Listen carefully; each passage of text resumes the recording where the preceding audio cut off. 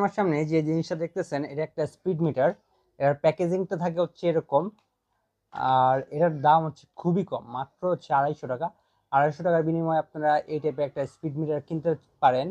আর speed মিটারটা সরাসরি দেখতে এমন, ডিসপ্লেটা মোটামুটি অনেক বড় সড়ো আছে, মানে আপনারা দেখে সেটাকে আরাম পাবেন।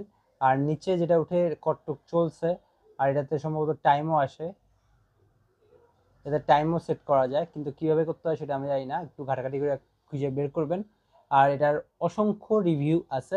আর এটা চলতে লাগে হচ্ছে 20-32 যে ব্যাটারিটা আছে সেই ব্যাটারিটা। আর এটা হচ্ছে সাইকেলের হ্যান্ডেলবারে লাগায়। আর এটার হচ্ছে আপনাদের এই তারটার মাধ্যমে এটা সংযোগ করতে হয়। এটা হচ্ছে সুন্দর মতো সেট আপ করে নিতে হয়। আর এটার জন্য একটা ইউজার ম্যানুয়াল আছে, এখানে মাপ দেওয়া আছে, সেই মাপ অনুসারে লাগাইতে হয়।